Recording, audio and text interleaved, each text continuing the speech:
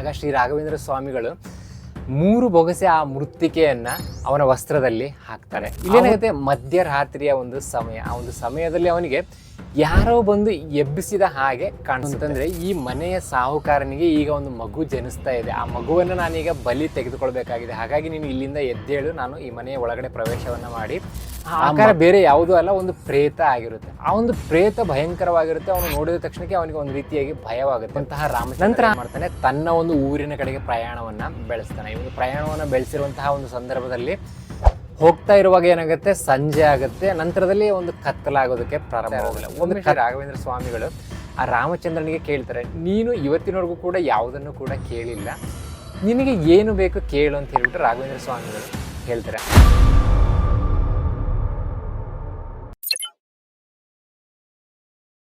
ಹರೇ ಕೃಷ್ಣ, ಎಲ್ರಿಗೂ ಕೂಡ ನಮಸ್ಕಾರ. ಇವತ್ತಿನ ಈ ವಿಶೇಷವಾಗಿರುವಂತಹ ಸಂಚಿಕೆಯಲ್ಲೂ ಕೂಡ ನಾವು ಒಂದು ಅತ್ಯಂತ ಅದ್ಭುತವಾಗಿರುವಂತಹ ಕಥೆಯನ್ನ ತಿಳ್ಕೋಣ. ಅದು ಯಾವುದು ಅಂತಂದ್ರೆ, ಕಲಿಯುಗದ ಕಲ್ಪತರು ಆಗಿರುವಂತಹ ಮಂತ್ರಾಲಯದ ಶ್ರೀ ರಾಘವೇಂದ್ರ ಸ್ವಾಮಿಗಳ ಮೃತ್ತಿಕೆಯ ಒಂದು ಮಹಾತ್ಮೆಯ ಬಗ್ಗೆ ನಾವೀಗ ಇವತ್ತಿನ ಈ ಸಂಚಿಕೆಯಲ್ಲಿ ತಿಳ್ಕೋಣ. ಮಂತ್ರಾಲಯದ ಶ್ರೀ ರಾಘವೇಂದ್ರ ಸ್ವಾಮಿಗಳ ಮೃತ್ತಿಕೆ ಅಂತ ಏನು ಹೇಳ್ತೀವಿ, ಈ ಒಂದು ಮೃತ್ತಿಕೆ ಒಬ್ಬ ವ್ಯಕ್ತಿಯ ವಿವಾಹವನ್ನ ಮಾಡಿಸುತ್ತೆ. ಅದು ಯಾವ ರೀತಿಯಾಗಿ ಈ ಒಂದು ಮೃತ್ತಿಕೆಯ ಪವಾಡ ಈ ಒಂದು ವಿವಾಹವನ್ನ ಮಾಡಿಸುತ್ತೆ ಅನ್ನೋದರ ಒಂದು ಸಂಪೂರ್ಣ ಮಾಹಿತಿಯನ್ನು ನಾವು ಇವತ್ತಿನ ಈ ಸಂಚಿಕೆಯಲ್ಲಿ ತಿಳ್ಕೋಣ. ವಿಡಿಯೋನ ಶುರು ಮಾಡೋದಕ್ಕಿಂತ ಮುಂಚೆ ಯಾರೆಲ್ಲ ಏನು ಚಾನಲ್ನ ಸಬ್ಸ್ಕ್ರೈಬ್ ಮಾಡ್ಕೊಂಡಿಲ್ವೋ ಎಲ್ಲರೂ ಕೂಡ ಚಾನಲ್ನ ಸಬ್ಸ್ಕ್ರೈಬ್ನ ಮಾಡ್ಕೊಳ್ಳಿ. ಇದರಲ್ಲಿ ನಿಮಗೆ ಇದೇ ರೀತಿಯ ವಿಶೇಷವಾಗಿರುವಂತಹ ಕಥೆಗಳ ಸಂಚಿಕೆಗಳ ಜೊತೆಗೆ ನಿಮ್ಮ ಈ ಆಧ್ಯಾತ್ಮ ಪುಸ್ತಕ ಭಂಡಾರದಲ್ಲಿ ಲಭ್ಯವಿರುವಂತಹ ಪುಸ್ತಕಗಳ ಸಂಕ್ಷಿಪ್ತ ಮಾಹಿತಿಯ ವಿಡಿಯೋಸ್ಗಳು ಕೂಡ ಸಿಗ್ತಾ ಇರುತ್ತೆ. ನಾವೀಗ ಕಲಿಯುಗದ ಕಲ್ಪತರು ಅಂತ ಹೇಳ್ಬಿಟ್ಟು ನಾವು ಮಂತ್ರಾಲಯದ ಶ್ರೀ ರಾಘವೇಂದ್ರ ಸ್ವಾಮಿಗಳನ್ನ ಹೇಳ್ತೀವಿ. ರಾಘವೇಂದ್ರ ಸ್ವಾಮಿಗಳ ಹಲವಾರು ಪವಾಡಗಳನ್ನ ನಾವು ನೋಡ್ಬೋದು. ಅದರಲ್ಲೂ ಕೂಡ ಈ ಒಂದು ಮೃತ್ತಿಕಾ ಪವಾಡ ಅನ್ನುವಂಥದ್ದು ತುಂಬಾನೇ ವಿಶೇಷವಾಗಿರುವಂತಹದ್ದು. ಶ್ರೀ ರಾಘವೇಂದ್ರ ಸ್ವಾಮಿಗಳ ಒಂದು ಮೃತ್ತಿಕೆಗೆ ಎಷ್ಟು ಶಕ್ತಿ ಇದೆ ಅನ್ನೋದನ್ನ ನಾವು ಈ ಕಥೆಯ ಮೂಲಕ ತಿಳ್ಕೊಳ್ಬಹುದು. ಶ್ರೀ ರಾಘವೇಂದ್ರ ಸ್ವಾಮಿಗಳ ದ್ವಾರಪಾಲಕನಾಗಿ ಒಬ್ಬ ಯುವಕ ಇರ್ತಾನೆ. ಅವನ ಹೆಸರು ರಾಮಚಂದ್ರ ಅಂತ ಹೇಳ್ಬಿಟ್ಟು. ಆ ರಾಮಚಂದ್ರ ಅಂತಂದ್ರೆ ಶ್ರೀ ರಾಘವೇಂದ್ರ ಸ್ವಾಮಿಗಳಿಗೆ ಅಪಾರವಾಗಿರುವಂತಹ ಪ್ರೀತಿ ಇರುತ್ತೆ. ಪ್ರತಿಯೊಬ್ಬರು ಕೂಡ ಶ್ರೀ ರಾಘವೇಂದ್ರ ಸ್ವಾಮಿಗಳಲ್ಲಿ ಬಂದು ಪ್ರತಿಯೊಂದನ್ನು ಕೂಡ ಪಡೆದುಕೊಳ್ತಾ ಇರ್ತಾರೆ. ನಮಗೆ ಆ ರೀತಿಯಾಗಿರುವಂತಹ ಕಷ್ಟ ಇದೆ, ಈ ರೀತಿಯಾಗಿರುವಂತಹ ಕಷ್ಟ ಇದೆ, ಈ ರೀತಿಯಾಗಿ ನಮಗೆ ಈ ಎಲ್ಲಾ ಕಷ್ಟಗಳಿಗೆ ಪರಿಹಾರ ಬೇಕಾಗಿದೆ. ಈ ರೀತಿಯಾಗಿ ತುಂಬಾ ಜನ ಭಕ್ತಾದಿಗಳು ರಾಘವೇಂದ್ರ ಸ್ವಾಮಿಗಳ ಹತ್ರ ಬಂದು ತಮ್ಮ ಎಲ್ಲಾ ಕಷ್ಟಗಳನ್ನು ಕೂಡ ಹೇಳ್ತಾ ಇರ್ತಾರೆ. ಅದಕ್ಕೆ ಪರಿಹಾರವನ್ನು ಶ್ರೀ ರಾಘವೇಂದ್ರ ಸ್ವಾಮಿಗಳು ನೀಡ್ತಾ ಇರ್ತಾರೆ. ಆದರೆ ಈ ಒಂದು ಯುವಕ ಏನಿದ್ದಾನೆ ರಾಮಚಂದ್ರ ಅನ್ನುವಂಥವನು ಯಾವುದನ್ನು ಕೂಡ ಕೇಳ್ತಾ ಇರೋದಿಲ್ಲ. ಒಮ್ಮೆ ಶ್ರೀ ರಾಘವೇಂದ್ರ ಸ್ವಾಮಿಗಳು ಆ ರಾಮಚಂದ್ರನಿಗೆ ಕೇಳ್ತಾರೆ, ನೀನು ಇವತ್ತಿನವರೆಗೂ ಕೂಡ ಯಾವುದನ್ನು ಕೂಡ ಕೇಳಿಲ್ಲ, ನಿನಗೆ ಏನು ಬೇಕು ಕೇಳು ಅಂತ ಹೇಳ್ಬಿಟ್ಟು ರಾಘವೇಂದ್ರ ಸ್ವಾಮಿಗಳು ಹೇಳ್ತಾರೆ. ಆಗ ಆ ರಾಮಚಂದ್ರ ಹೇಳುವಂತಹದ್ದು ಏನಂತಂದ್ರೆ, ನನಗೆ ಬೇರೆ ಏನೂ ಕೂಡ ಬೇಕಾಗಿಲ್ಲ, ನನಗೆ ನಿಮ್ಮ ಸೇವೆಯ ಭಾಗ್ಯ ಒಂದೇ ಸಾಕು ಅಂತ ಹೇಳ್ಬಿಟ್ಟು ರಾಮಚಂದ್ರ ಹೇಳ್ತಾನೆ. ಒಮ್ಮೆ ಇದೇ ರೀತಿಯಾಗಿ ಶ್ರೀ ರಾಘವೇಂದ್ರ ಸ್ವಾಮಿಗಳು ಮೃತ್ತಿಕಾ ಶೌಚವನ್ನ ಮಾಡ್ಕೊಳ್ಳುವಂತಹ ಒಂದು ಸಂದರ್ಭದಲ್ಲಿ, ಅಂತಂದ್ರೆ ಈ ಕೆಂಪು ಮಣ್ಣಿನಿಂದ ಕೈಕಾಲುಗಳನ್ನು ತೊಳೆಯುವಂತಹ ಒಂದು ಸಂದರ್ಭದಲ್ಲಿ ರಾಯರು ಮತ್ತೆ ರಾಮಚಂದ್ರನಿಗೆ ಕೇಳ್ತಾರೆ, ನಿನಗೆ ಏನು ಬೇಕು ಅಂತ ನೀನು ಇವತ್ತು ಕೇಳಲೇಬೇಕು ಅಂತ ಹೇಳ್ಬಿಟ್ಟು ಹೇಳ್ತಾರೆ. ಆಗ ರಾಮಚಂದ್ರ ಕೇಳುವಂತಹದ್ದು ಏನಂತಂದ್ರೆ, ರಾಯರ ನೀವೇನಾದ್ರೂ ಅನುಗ್ರಹಿಸುವುದಾದ್ರೆ ನನಗೆ ಮದುವೆ ಆಗುವಂತಹ ಒಂದು ಇಚ್ಛೆ ಇದೆ, ನನಗೆ ಮದುವೆಯನ್ನ ಮಾಡಿಕೊಡಿ ಅಂತ ಹೇಳ್ಬಿಟ್ಟು ಶ್ರೀ ರಾಘವೇಂದ್ರ ಸ್ವಾಮಿಗಳಿಗೆ ಆ ಒಂದು ರಾಮಚಂದ್ರ ಹೇಳ್ತಾರೆ. ನಂತರ ರಾಯರು ಹೇಳುವಂತಹದ್ದು ಏನು ಅಂತಂದ್ರೆ, ಈಗ ನಿನಗೆ ವಿವಾಹವನ್ನ ಮಾಡಿಸೋದಕ್ಕೆ ನನ್ನ ಕೈಲಿ ಏನೂ ಇಲ್ಲ, ಈಗ ನನ್ನ ಕೈಯಲ್ಲಿ ಇರುವಂತಹದ್ದು ಈ ಮೃತ್ತಿಕೆ ಮಾತ್ರ, ಈ ಮೃತ್ತಿಕೆಯನ್ನೇ ನಿನಗೆ ನೀಡ್ತೀನಿ ಅಂತ ಹೇಳ್ಬಿಟ್ಟು ರಾಘವೇಂದ್ರ ಸ್ವಾಮಿಗಳು ಹೇಳ್ತಾರೆ. ಆಗ ರಾಮಚಂದ್ರ ಭಕ್ತಿಯಿಂದ ತನ್ನ ವಸ್ತ್ರವನ್ನ ಮುಂದೆ ಮಾಡ್ತಾನೆ. ಆಗ ಶ್ರೀ ರಾಘವೇಂದ್ರ ಸ್ವಾಮಿಗಳು 3 ಬೊಗಸೆ ಆ ಮೃತ್ತಿಕೆಯನ್ನ ಅವನ ವಸ್ತ್ರದಲ್ಲಿ ಹಾಕ್ತಾರೆ. ಆ ರಾಮಚಂದ್ರನ ಭಕ್ತಿಗೆ ರಾಯರು ತುಂಬಾನೇ ಒಂದು ಪ್ರಸನ್ನರಾಗಿ ಹೇಳ್ತಾರೆ, ಈ ಮೃತ್ತಿಕೆ ನಿನ್ನ ಒಂದು ವಿವಾಹವನ್ನ ಮಾಡಿಸುತ್ತೆ ಅಂತ ಹೇಳಿ. ನಂತರ ರಾಮಚಂದ್ರ ಏನ್ ಮಾಡ್ತಾನೆ, ಗುರುಗಳ ಒಂದು ಪಾದವನ್ನು ಸ್ಪರ್ಶ ಮಾಡಿ, ಇನ್ನು ನಾನು ಲಗ್ನಕ್ಕೆ ಹೊರಡಲೇ ಗುರುಗಳೇ ಅಂತ ಹೇಳ್ಬಿಟ್ಟು ಶ್ರೀ ರಾಘವೇಂದ್ರ ಸ್ವಾಮಿಗಳ ಬಳಿಗೆ ಪ್ರಶ್ನೆಯನ್ನ ಮಾಡ್ತಾನೆ. ಆಗ ಗುರುಗಳು ಶುಭಸ್ಯ ಶೀಘ್ರಂ, ನಿನಗೆ ಮಂಗಳವಾಗಲಿ, ಹೋಗ್ಬಾ ಅಂತ ಹೇಳ್ಬಿಟ್ಟು ಕಳಿಸ್ಕೊಡ್ತಾರೆ.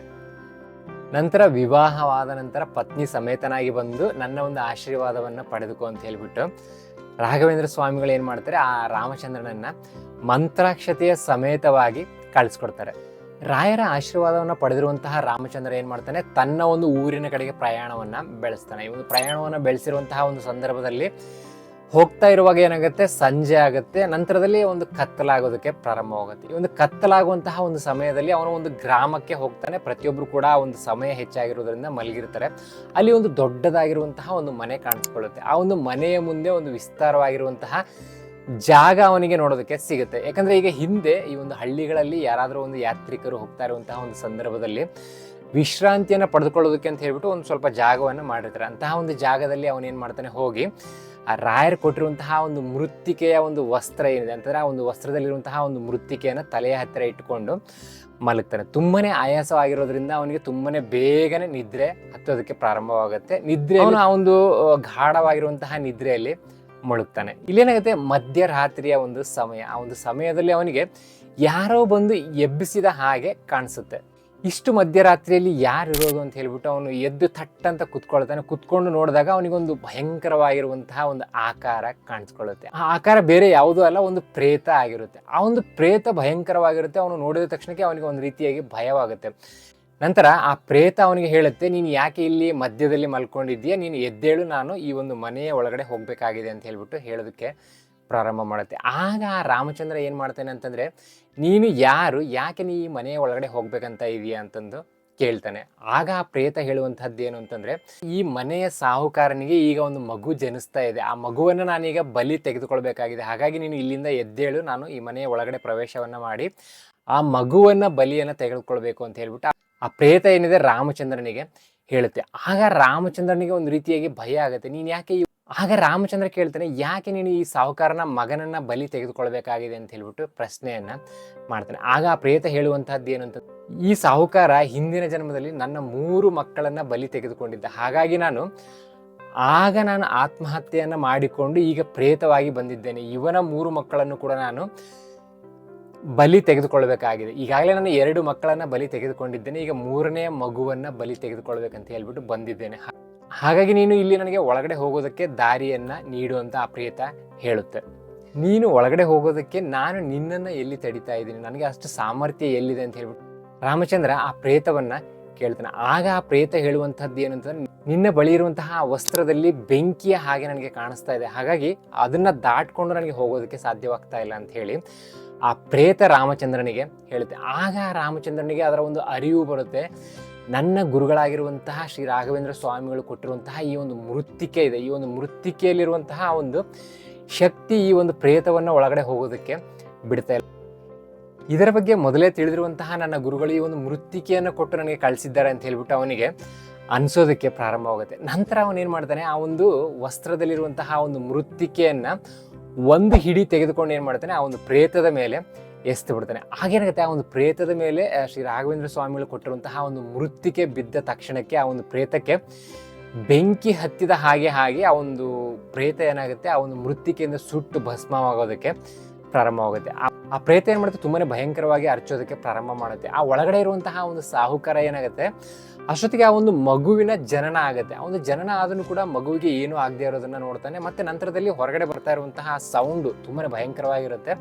ಅದೇನು ಅಂತ ಹೇಳ್ಬಿಟ್ಟು ಬಂದು ಕಿಟಕಿಯಲ್ಲಿ ನೋಡಿದಾಗ ಆ ಒಂದು ಪ್ರೇತ ಸುಟ್ಟು ಉರಿಯೋದಕ್ಕೆ ಪ್ರಾರಂಭವಾಗಿರುತ್ತೆ. ಹಾಗೆಯೇ ಅಲ್ಲಿ ಅದೇ ಜಾಗದಲ್ಲಿ ಈ ಒಂದು ರಾಮಚಂದ್ರ ನಿಂತಿರೋದನ್ನು ಕೂಡ ನೋಡ್ತಾನೆ. ನಂತರ ನನ್ನ ಒಂದು ಸಂತಾನವನ್ನು ರಕ್ಷಣೆ ಮಾಡೋದಕ್ಕೆ ಬಂದಂತಹ ಮಹಾನ್ ಭಾವರಿದ್ದೀರಿ ಅಂತ ಹೇಳ್ಬಿಟ್ಟು ನಿಮಗೆ ನಮೋ ನಮಃ ಅಂತ ಹೇಳ್ಬಿಟ್ಟು ಆ ಸಾಹುಕಾರ ರಾಮಚಂದ್ರನಿಗೆ ಹೇಳ್ತಾನೆ. ನಂತರ ರಾಮಚಂದ್ರ ಹೇಳುವಂತಹದ್ದು ಏನಂತಂದ್ರೆ, ನಾನು ಶ್ರೀ ರಾಘವೇಂದ್ರ ಸ್ವಾಮಿಗಳ ಶಿಷ್ಯನಾಗಿದ್ದೇನೆ, ನಿಮ್ಮ ಈ ಸಂತಾನವನ್ನು ಉಳಿಸೋದಕ್ಕೋಸ್ಕರವೇ ಶ್ರೀ ರಾಘವೇಂದ್ರ ಸ್ವಾಮಿಗಳು ನನಗೆ ಈ ಒಂದು ಮೃತ್ತಿಕೆಯನ್ನ ಕೊಟ್ಟು ಕಳಿಸಿದ್ದಾರೇನೋ ಅಂತ ನನಗೆ ಅನಿಸ್ತಾ ಇದೆ ಅಂತ ಹೇಳ್ಬಿಟ್ಟು ಆ ರಾಮಚಂದ್ರ ಹೇಳ್ತಾನೆ. ನಂತರದಲ್ಲಿ ಆ ರಾಮಚಂದ್ರನನ್ನ ಆ ಸಾಹುಕಾರ ಆ ಒಂದು ಮನೆಯ ಒಳಗಡೆ ಕರ್ಕೊಂಡು ಹೋಗ್ಬಿಟ್ಟು ಎಲ್ಲಾ ರೀತಿಯಿಂದ ಉಪಚಾರವನ್ನ ಮಾಡ್ತಾನೆ. ನಂತರದಲ್ಲಿ ಆ ರಾಮಚಂದ್ರನ ಒಂದು ಉದ್ದೇಶವನ್ನ ತಿಳ್ಕೊಳ್ತಾನೆ. ರಾಮಚಂದ್ರ ಈ ರೀತಿಯಾಗಿ ವಿವಾಹವನ್ನ ಮಾಡ್ಕೊಳ್ಳೋದಕ್ಕೆ ಅಂತ ಹೇಳ್ಬಿಟ್ಟು ನಾನು ನನ್ನ ಊರಿಗೆ ಹೋಗ್ತಾ ಇದ್ದೆ ಅಂತ ಹೇಳ್ಬಿಟ್ಟು ಹೇಳ್ತಾನೆ. ನಂತರ ಆ ಸಾಹುಕಾರ ಏನ್ ಮಾಡ್ತಾನೆ ಅಂತಂದ್ರೆ, ನನ್ನ ಅಕ್ಕನ ಮಗಳಿದ್ದಾಳೆ, ಅವಳಿಗೂ ಕೂಡ ವಿವಾಹದ ವಯಸ್ಸಾಗಿದೆ, ನೀವು ಒಪ್ಪುವುದಾದ್ರೆ ನನ್ನ ಅಕ್ಕನ ಮಗಳನ್ನೇ ನಿಮಗೆ ವಿವಾಹವನ್ನ ಮಾಡಿಕೊಡ್ತೀನಿ ಅಂತ ಹೇಳ್ಬಿಟ್ಟು ಆ ಒಂದು ಸಾಹುಕಾರ ಹೇಳ್ತಾನೆ. ಆಗ ರಾಮಚಂದ್ರ ಹೇಳ್ತಾನೆ, ನಾನು ಅನಾಥನಾಗಿದ್ದೇನೆ, ನನಗೆ ಯಾರೂ ಕೂಡ ಇಲ್ಲ, ನನ್ನಲ್ಲಿ ಯಾವುದೇ ಆಸ್ತಿ ಅಂತಸ್ತು ಯಾವುದು ಕೂಡ ಇಲ್ಲ ಅಂತ ಹೇಳ್ಬಿಟ್ಟು ಆ ಸಾಹುಕಾರನಿಗೆ ರಾಮಚಂದ್ರ ಹೇಳ್ತಾನೆ. ಆಗ ಆ ಸಾಹುಕಾರ ಹೇಳುವಂತಹದ್ದು ಏನಂತಂದ್ರೆ, ನಿಮಗೆ ಶ್ರೀ ರಾಘವೇಂದ್ರ ಸ್ವಾಮಿಗಳ ಅನುಗ್ರಹವಿದೆ, ಅದಕ್ಕಿಂತ ಹೆಚ್ಚಿನದ್ದು ಯಾವುದು ಕೂಡ ಇಲ್ಲ ಅಂತ ಹೇಳ್ಬಿಟ್ಟು ಏನ್ ಮಾಡ್ತಾರೆ, ಅವರು ಅಕ್ಕನ ಮಗಳನ್ನ ಕೊಟ್ಟು ವಿವಾಹವನ್ನ ಮಾಡೋದಕ್ಕೆ ನಿಶ್ಚಯವನ್ನ ಮಾಡ್ತಾನೆ. ನಂತರ ಕೆಲವು ದಿನಗಳ ನಂತರ ಆ ಒಂದು ಅಕ್ಕನ ಮಗಳನ್ನ ಆ ರಾಮಚಂದ್ರನಿಗೆ ಕೊಟ್ಟು ವಿವಾಹವನ್ನ ಮಾಡ್ತಾನೆ. ಆಗ ರಾಮಚಂದ್ರ ಏನ್ ಮಾಡ್ತಾನೆ, ತನ್ನ ಪತ್ನಿಯ ಸಮೇತವಾಗಿ ಶ್ರೀ ರಾಘವೇಂದ್ರ ಸ್ವಾಮಿಗಳ ಬಳಿಗೆ ಬಂದು ಆಶೀರ್ವಾದವನ್ನು ಪಡ್ಕೊಳ್ತಾನೆ. ಈ ರೀತಿಯಾಗಿ ನಡೆದಿರುವಂತಹ ಪ್ರತಿಯೊಂದನ್ನು ಕೂಡ ಹೇಳ್ತಾನೆ. ನಂತರ ಶ್ರೀ ರಾಘವೇಂದ್ರ ಸ್ವಾಮಿಗಳ ಆಶೀರ್ವಾದವನ್ನು ಪಡ್ಕೊಳ್ತಾನೆ. ಈ ರೀತಿಯಾಗಿ ಶ್ರೀ ರಾಘವೇಂದ್ರ ಸ್ವಾಮಿಗಳು ರಾಮಚಂದ್ರನಿಗೆ ಕೊಟ್ಟಿರುವಂತಹ ಒಂದು ಮೃತ್ತಿಕೆಯಿಂದನೇ ಅವನ ವಿವಾಹವೂ ಕೂಡ ಆಗುತ್ತೆ. ಅಂತಹ ಒಂದು ಪವಾಡ ಶ್ರೀ ರಾಘವೇಂದ್ರ ಸ್ವಾಮಿಗಳ ಮೃತ್ತಿಕೆಗೆ ಇದೆ.